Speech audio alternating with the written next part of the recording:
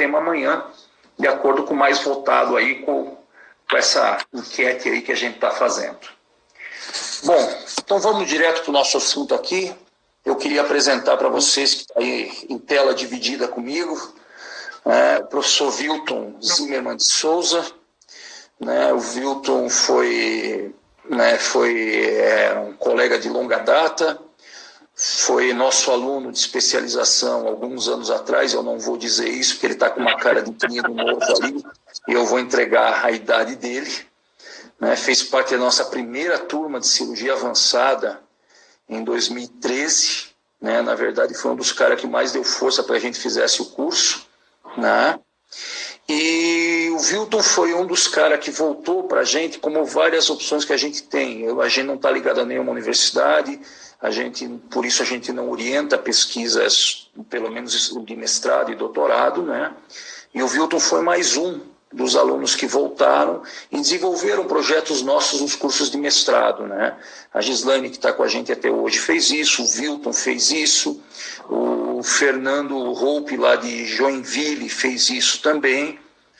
Então a gente agradece muito essas pessoas que tocam os nossos projetos para frente, tocam as nossas ideias para frente, e agradecer aos professores que permitem isso dentro dos seus mestrados, em que a gente acaba virando um co-orientador, sem muita... tocando nossos trabalhos lá dentro, ajudando a tocar. Agradecer muito ao professor Jolie, a professora Betinha, que orientou esse trabalho. Eu esqueci o sobrenome da Elizabeth, depois se puder dizer aí, Wilton, te agradeço. Tá? E o professor Nelson Elias, que é o nosso parceiro dessas loucuras. Esse trabalho do Wilton começou daquilo que nós conversamos ontem, quer dizer, tratar componente protético.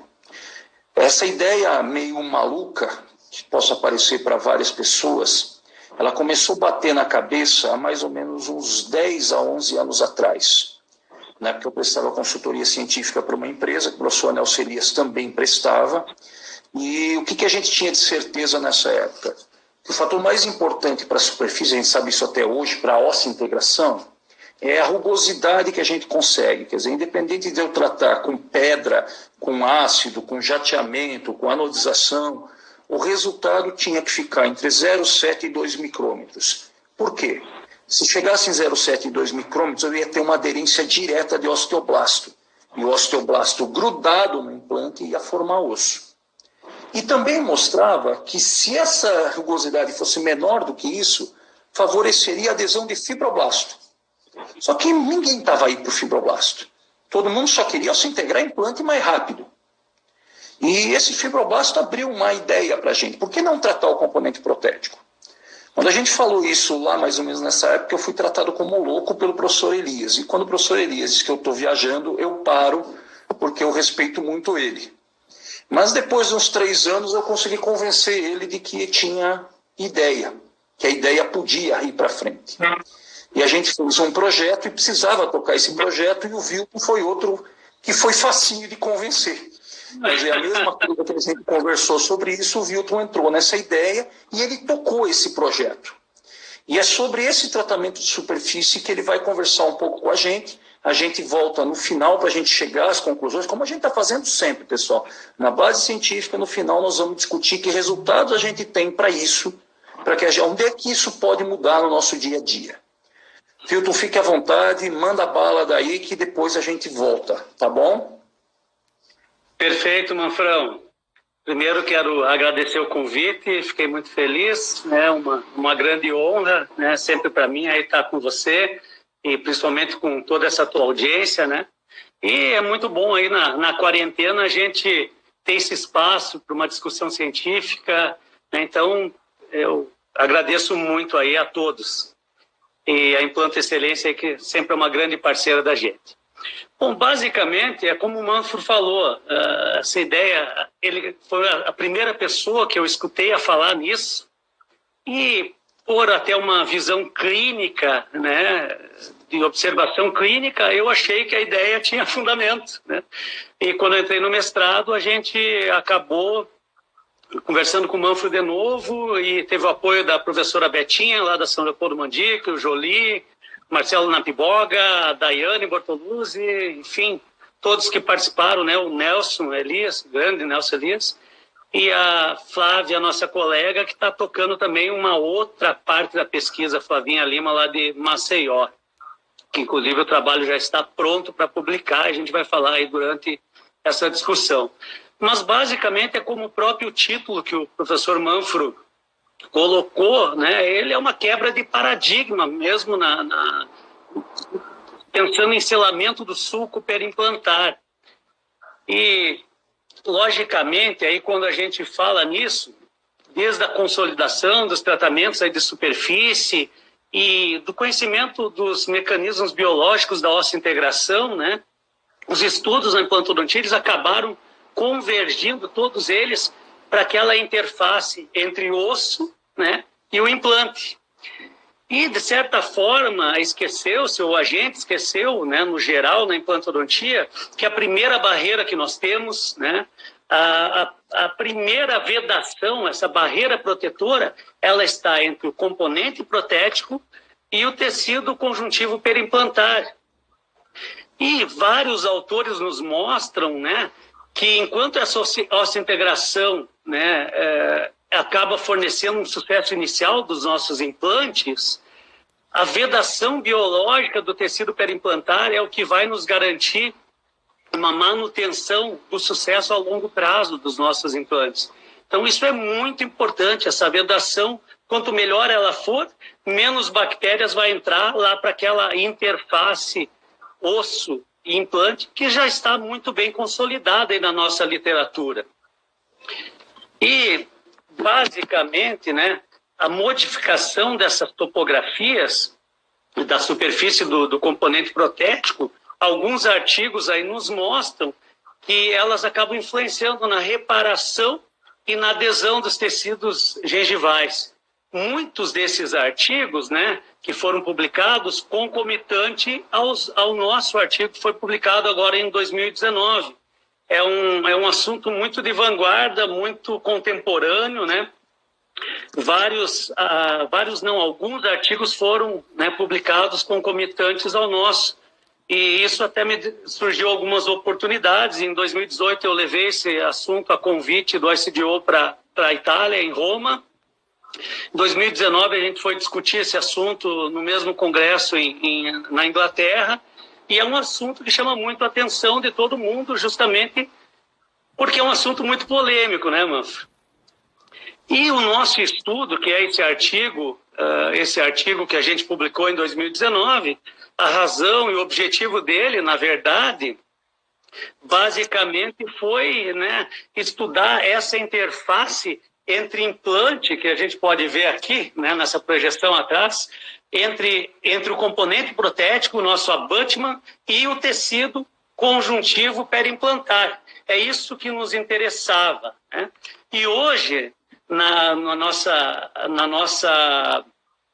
nosso mercado nacional e internacional, nós temos uma gama muito grande de componentes protéticos, seja de hexágono externo, interno, cone Morse, né? Mas o que nos interessa para esse artigo, nos interessou, é que a maioria desses pilares pré-fabricados, eles são de titânio e lisos, né? Ou usinados ou maquinados, como vocês preferirem chamar, com exceção aí da grande maioria dos componentes personalizados, né? Então, basicamente, nós não temos aí pilares tratados no mercado internacional. E aí, hoje nós sabemos que na implantodontia nós temos uma longa previsibilidade, desde que feitos os tratamentos, né, reconstrutivos, tanto de tecido conjuntivo e tecido ósseo, nós temos uma alta previsibilidade na implantodontia, altas taxas de sucesso, né? Porém, a complicação mais comum, e agora trazendo para a nossa clínica, né, é a doença perimplantar, né? O que a gente mais vê na clínica diária. E basicamente essa doença periodontal, ela é causada, entre outras causas, basicamente por esse desequilíbrio entre a microbiota bacteriana e as defesas, né, do hospedeiro.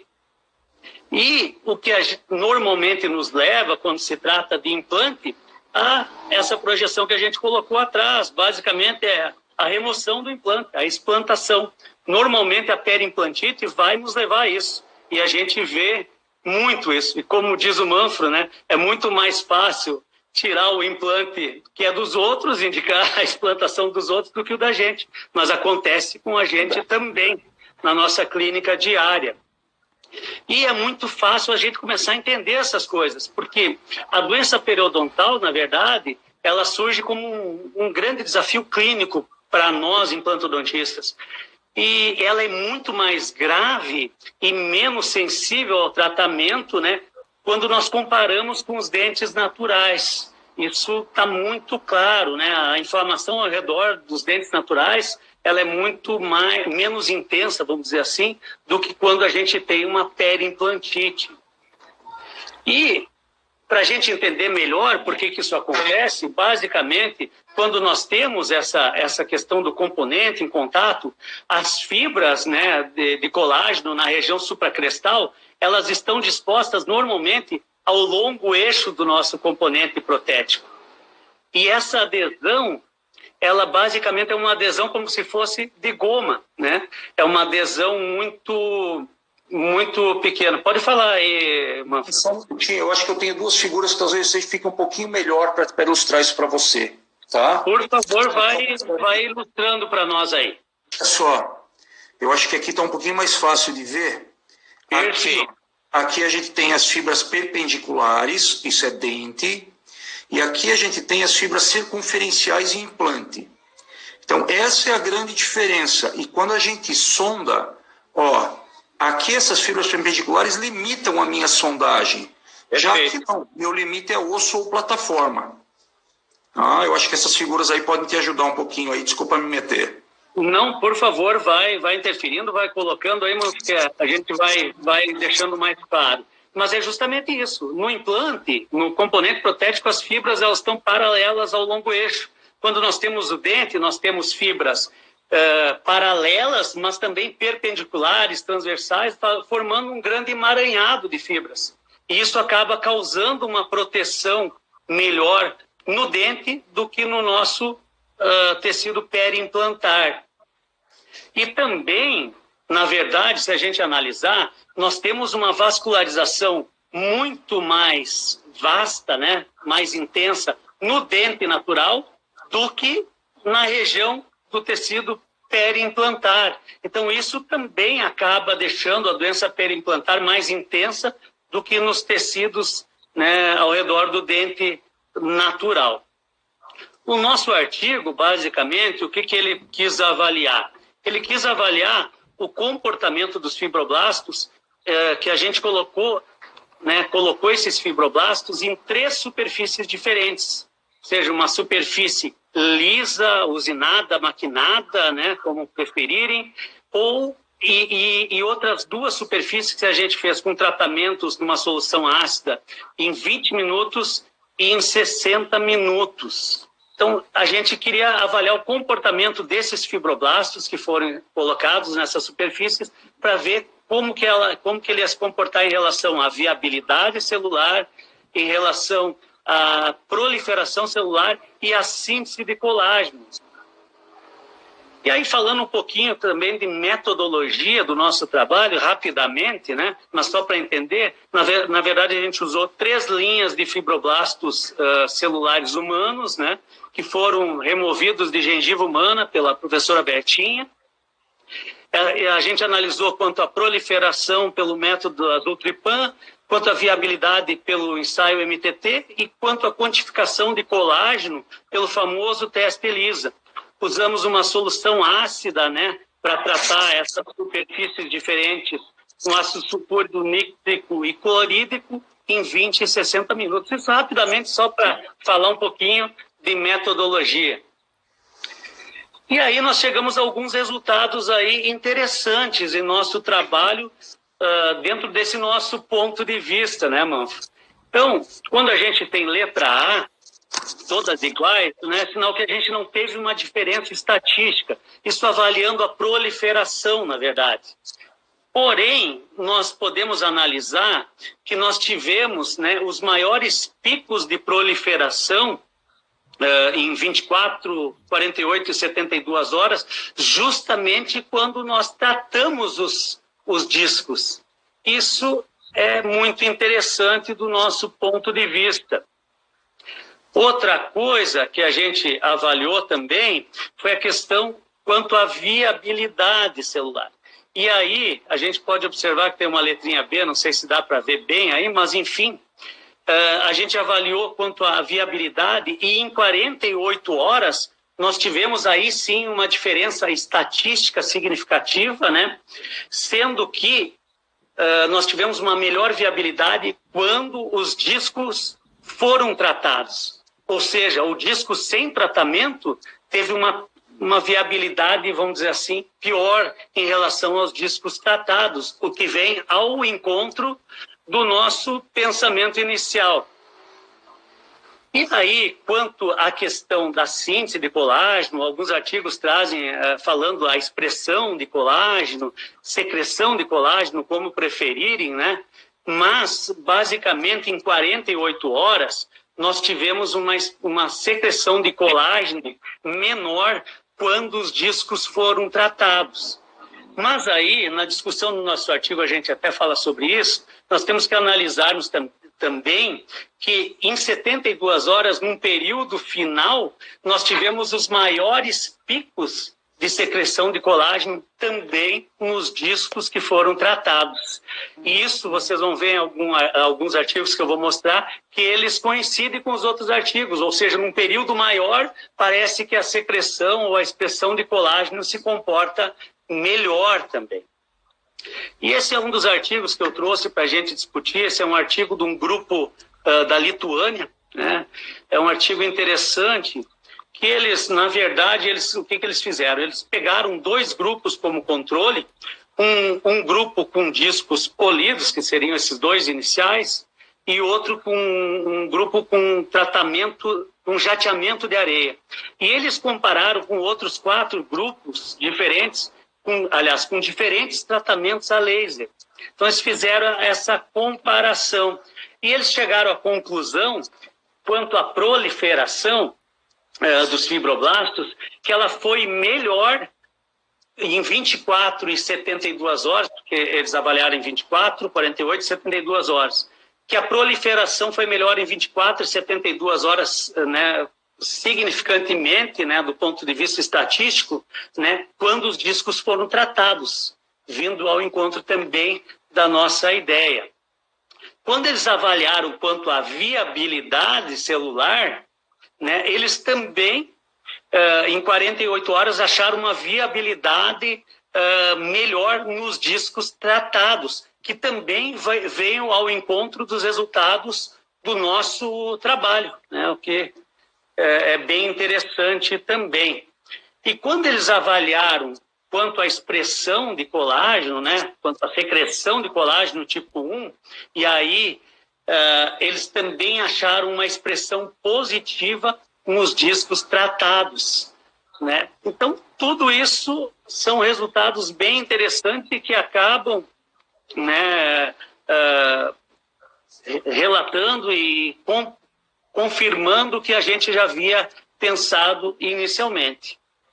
Esse outro trabalho é um trabalho do Luca Ramaglia, de um grupo italiano, que eles avaliaram, na verdade, 2 grupos, né? Um com discos maquinados, lisos, usinados, né? E outro grupo com duplo tratamento ácido. Então, um trabalho interessante também, e que também eles chegaram à conclusão que a maior proliferação celular ela foi nos discos tratados em relação aos usinados. Então, são trabalhos aí interessantes. Quanto à questão também da expressão de colágeno, eles chegaram à conclusão, e aí vem ao encontro do que eu falei antes, eles avaliaram no primeiro dia, no terceiro dia, no 5º, no 7º e no 14º dia. E eles chegaram à conclusão que no 7º e no 4º dia, ou seja, nos últimos dias, a expressão de colágeno ou a secreção de colágeno também foi melhor nos grupos com tratamento ácido. Então, isso é bem interessante aí dentro do nosso ponto de vista. Eu queria ressaltar também algumas coisas dentro deste estudo que a gente fez, né? Basicamente, eles usaram os estudos em geral, apesar de usarem, né, linhas diferentes, celulares, tratamentos de superfícies diferentes. Alguns estudos nos mostram também que superfície lisa acaba aumentando a proliferação e adesão dos fibroblastos. Então, também nós temos resultados divergentes na literatura.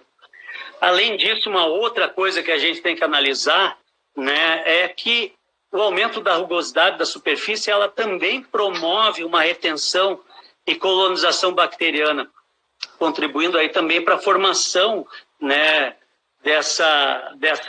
vamos dizer assim, dessa microbiota, desse biofilme bacteriano. Então, isso nós temos que levar em consideração. Aí que entra também o trabalho da doutora Flávia Lima, né? Até se a Flavinha estiver assistindo, um grande abraço lá de Maceió. Ela abraçou a nossa causa também e fez uma pesquisa com os mesmos 3 tipos de superfícies que a gente utilizou, colocando diferentes tipos de bactérias. Isso é muito interessante para a gente avaliar e chegar a uma melhor superfície, né? Uma superfície que os fibroblastos tenham um comportamento melhor. Esse trabalho já está pronto, está em vias agora, na verdade, de tradução, e logo a gente vai estar apresentando aí, publicando esse trabalho. Inclusive, eu acho que eu nem te mandei ainda o trabalho final, né, Manfro? Estou te devendo, mas vou te mandar aí. É um trabalho muito interessante aí da Flávia aí. A gente segmentou o nosso trabalho em 2, a Flávia tocou essa outra parte, então está bem interessante aí. Uma outra coisa que eu quero ressaltar, que é bem importante aí quando a gente analisa os trabalhos que nós temos na literatura, é que a maioria desses trabalhos tem diferentes metodologias, diferentes tipos de células, diferentes fases do ciclo celular, diferentes soluções ácidas, diferentes tipos de superfícies, diferentes composições químicas, ou seja, na verdade, nós não temos metodologias que são afinadas aí na nossa literatura. Isso até dificulta quem assistiu às outras aulas do Dr. Rafael Manfro, que eu acompanhei, tive o prazer de acompanhar. Você falou um pouco também sobre revisões sistemáticas, né, Manfro, que hoje é o topo da nossa literatura, mas esse assunto específico, por todas essas diferenças de metodologia, fica muito difícil deles terem, vamos dizer assim, uma amostragem grande de artigos para fazer uma revisão sistemática. Então, isso a gente precisa, sim, alinhar essas metodologias, fazer mais publicações sobre esse assunto, para que a gente tenha, sim, um melhor entendimento desse comportamento. E isso tudo leva a resultados muito divergentes na nossa literatura. Os tratamentos ácidos também, vale a pena ressaltar no nosso trabalho, os tratamentos ácidos eles não comprometeram o crescimento celular em relação ao titânio usinado, né? Então isso é interessante também, até pensando aí em novos estudos, né? E que são necessários, estudos in vitro, utilizando queratinócitos humanos, porque a gente também tem que avaliar muito a qualidade desse tecido, pensando em manutenção a longo prazo, né? E também necessitamos de mais estudos em vivo, né? Que devem ser realizados para a gente identificar melhor a direção dessas fibras, né? Nessas superfícies, o que pode indicar também uma melhor selagem, uma melhor vedação biológica desse nosso tecido periimplantar. E dessa forma aí eu acho que a gente vai entender melhor esse comportamento dos fibroblastos, ou desse tecido periimplantar, junto ao nosso pilar protético, aí, melhorando a qualidade dos nossos trabalhos clínicos, né? A adesão desse tecido conjuntivo ao pilar, ao abutment, né? E também uma melhor vedação periimplantar, buscando sempre aí o que a gente busca na clínica nossa diária, que é uma maior longevidade dos nossos trabalhos, uma maior estabilidade dos nossos implantes a médio e longo prazo e, principalmente, uma manutenção, né, da estética e a longo prazo, que é o que nossos pacientes, na verdade, buscam no final, né? E, basicamente, é isso que o nosso trabalho trata, né, Manfro?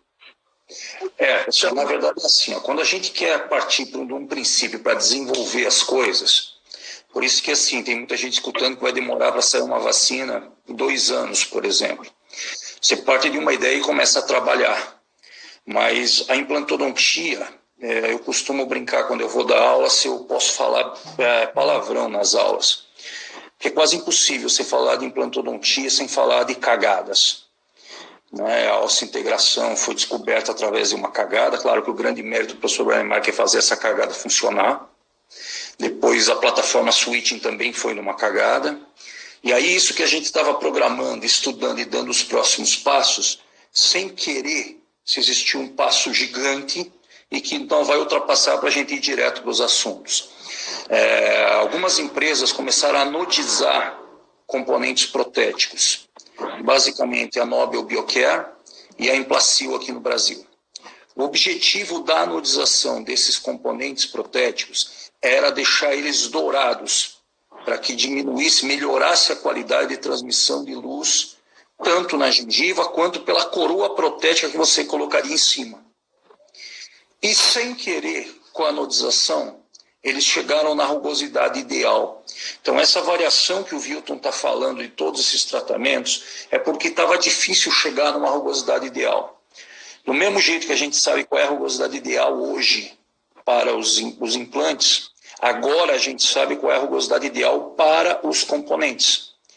E o nosso próximo passo de trabalho agora, que nós já estamos com a Implacil, tentando chegar na anodização nessa rugosidade aí, que é em torno de 0,2 a 0,3 micrômetros, a nossa rugosidade fica um pouquinho maior, talvez por isso até tenha dado o primeiro resultado um pouco pior, certo?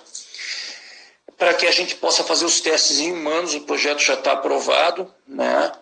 Onde os nossos próximos passos é ver se isso funciona mesmo em ser humano. Teria vários passos na frente desse caminho, que esses outros trabalhos conseguiram fazer isso, né? E o nosso próximo passo é trabalhar em cima de uma questão desse tipo de componente. Acho que outra coisa que vale a pena a gente reforçar aqui, né, Wilton, é que se você tratar os componentes protéticos, nós vamos ter que ter uma série. O Carlos está perguntando sobre o One Abatman da Nobel Biocare, se é o componente ideal. Não é o componente ideal, é mais uma opção apenas, só isso. Eu acho que a Nobel estava fazendo um componente, porque a Nobel é muito falha em componentes protéticos para o Cone Morse ainda. Estou falando isso que eu já falei para eles também, eu dou aula para eles. Mas eu acho que é só mais uma opção. Qualquer outro seria interessante, desde que você não mude.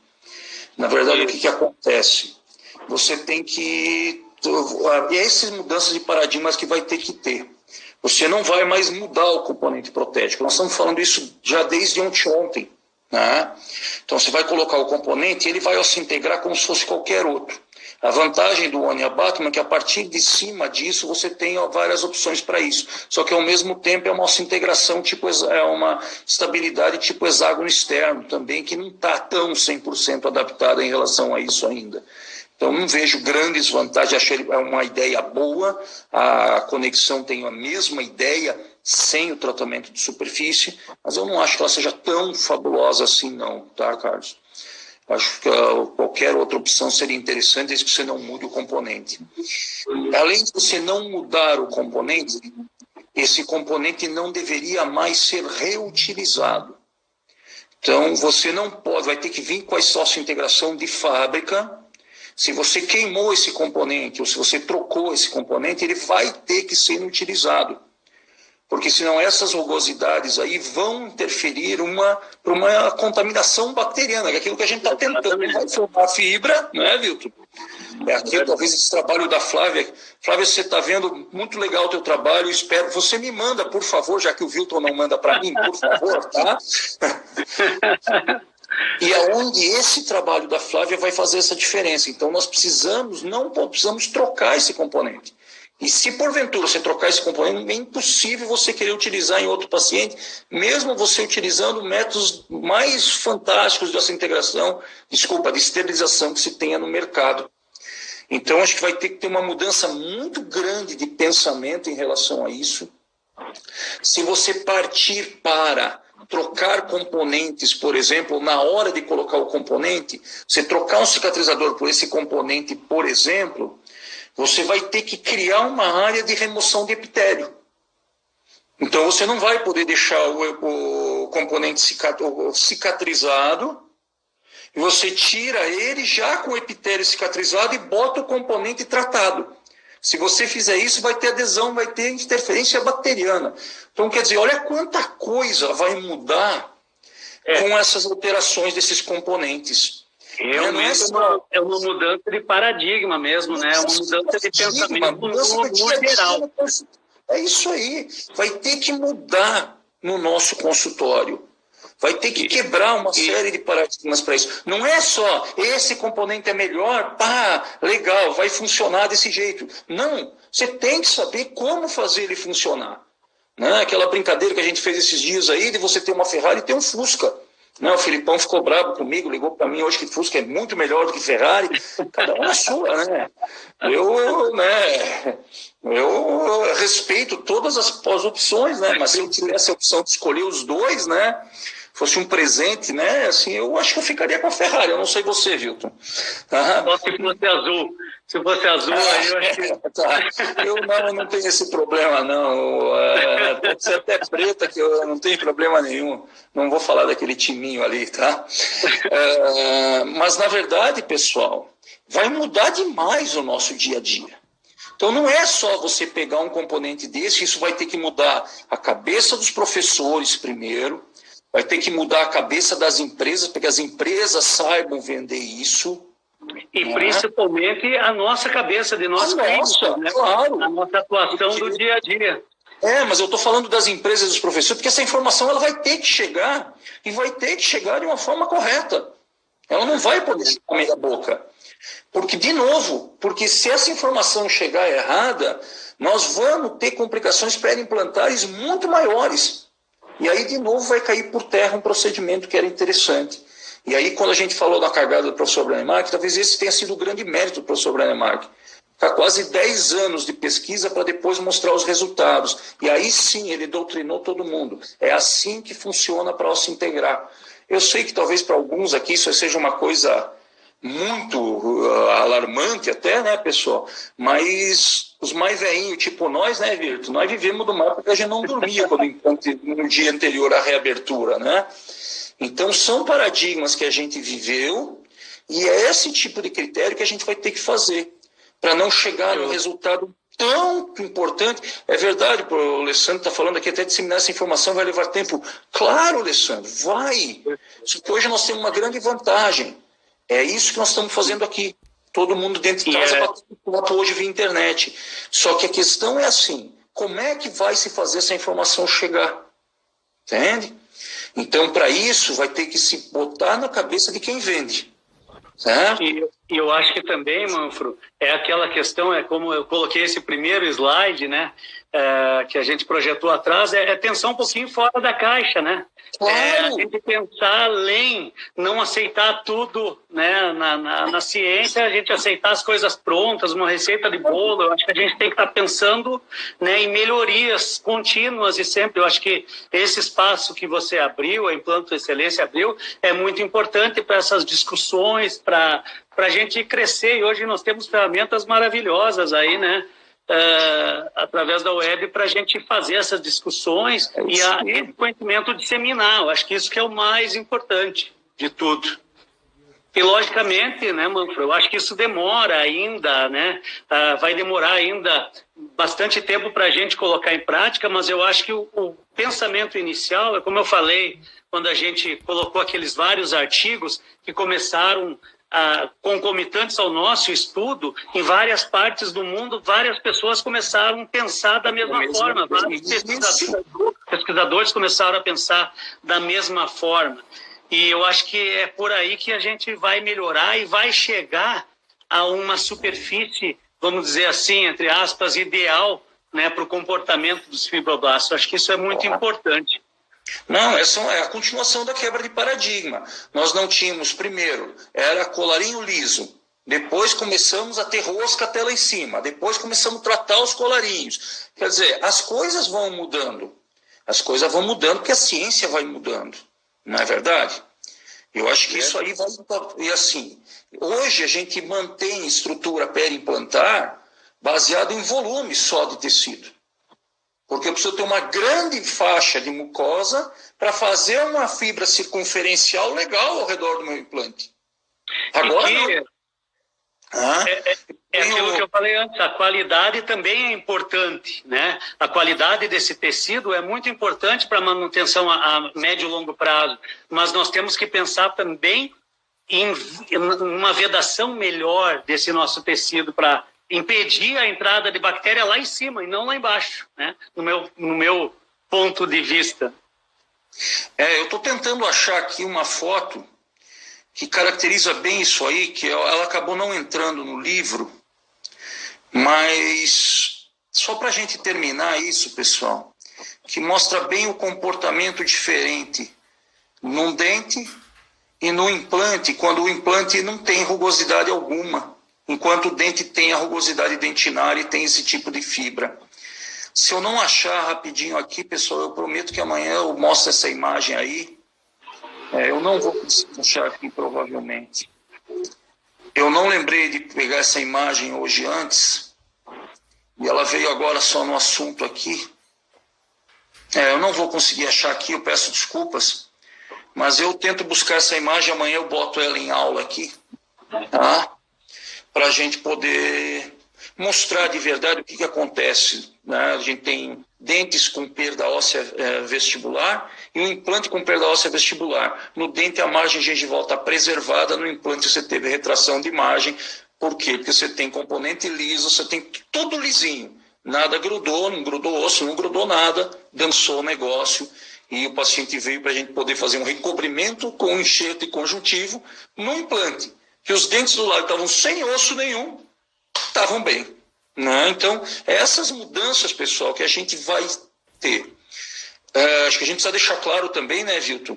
Isso são resultados preliminares, os resultados são bastante promissores, mas como tudo, daqui a pouco pode ser que o negócio não funcione. O Fernando Mineiro está perguntando sobre o comportamento da periimplantite. Fernando, a mesma coisa. A partir do momento que você vai ter rugosidade, vai ter fibra colágena perpendicular ali, você vai ter uma área mais difícil para a bactéria entrar.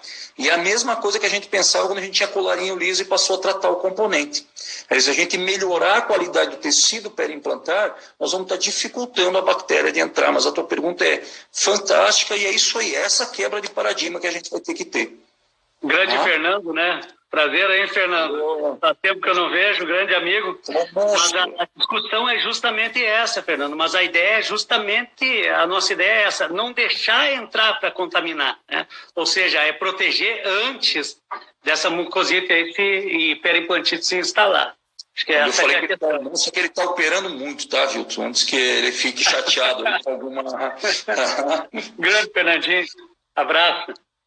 Alguma consideração, Vilton? Olha, Manfro, eu acho que foi bem bacana, eu agradeço muito aí a oportunidade, agradeço todo mundo aí que que entrou para nos assistir, obrigado mesmo aí de coração, obrigado aí pelo convite, Manfro, obrigado para a Gislaine também, né? E eu acho que era isso. Fica aí uma nova possibilidade, né? Eu acho que é importante para mestrandos, para doutorandos, né? Acho que talvez seja uma linha de pesquisa aí bem interessante. Eu estou suspeito porque eu acabei me apaixonando por esse assunto e por essa nossa linha de pesquisa aí, Manfro.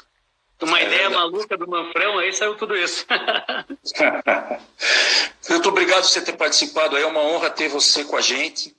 Para a gente que trabalha algum tempo no ensino, cara, acho que o maior orgulho que a gente tem é quando a gente vê gente que começou com a gente e está voando do jeito que você está voando aí, em todos os sentidos mesmo, né? Por uma ironia do destino, hoje era para a gente estar junto em Joaçaba encerrando o nosso curso aí, né? O primeiro módulo, né? Antes de a gente começar o nosso bate-papo aqui, o coronavírus não permitiu que a gente tivesse pessoalmente, mas a gente está aí, né? E quem sabe o mais rápido possível aí a gente volta a se ver e tocar mais coisas juntos aí, mais projetos juntos, né? Eu queria agradecer muito a todos que estiveram aqui, né? E a gente sempre tem deixado uma dica do que fazer, né, nessa época de quarentena, e eu vou deixar a dica para o Vilton também, para ele mostrar o outro lado dele agora nessa dica aí, por favor, Vilton. Só vou deixar já a dica, Manfro, mas só falando sobre a questão do curso, né? O Manfro vai ministrar um curso aqui de cirurgia avançada aqui no Instituto que a gente tem em Joaçaba, o Instituto de Educação Odonto Vida, né? Era para os primeiros módulos ser dia 26, 27 e 28 de março. Esse a gente adiou, mas os próximos estão, a princípio, confirmados para o dia 28, 29 e 30 de maio. Nós só temos uma vaga ainda, né, Manfro? Então já é um sucesso o curso. Obrigado aí por você se disponibilizar a vir aqui com a gente, né? E eu vou, então, deixar uma dica aí, na verdade, vendendo o nosso peixe aí. Antes de ser dentista, eu fui muitos anos músico, né? Hoje é nosso grande hobby, na verdade, né? Eu tenho um trabalho com meu irmão de música autoral, que a gente grava discos, né? Estão em todas as plataformas digitais aí, Vilton e Norton, Raízes Urbanas, né? Então eu vou deixar essa dica aí para quem quiser curtir uma música aqui do Sul, né? Então que entre aí nas plataformas digitais aí e escute um pouco aí do nosso trabalho. Obrigado mesmo de coração, Manfro. Obrigado a todos aí. Muita saúde a todos, né? E que a gente passe por essa situação mundial aí ileso. Ileso não vai ser, mas que a gente passe da melhor maneira e retorne o quanto antes nas atividades. Vivos. É isso aí. Só, pessoal, antes de a gente fechar aqui, não esqueçam, deixar ali nos comentários, por favor. Se vocês preferem que a gente converse amanhã sobre estabilidade primária ou sobre fresagem e irrigação. É um dos dois assuntos que a gente vai conversar amanhã, que ganhar nas mensagens aí a gente toca amanhã. Até amanhã às 8 horas, pessoal. Um grande abraço. Manda a bala aí, Vilton, para a gente fechar em grande estilo aí. Então vamos fazer um sonzinho aí, Márcio.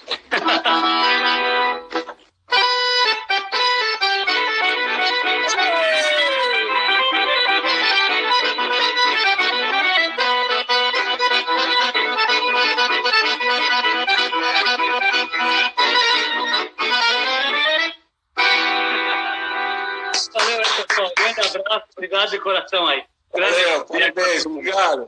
Valeu.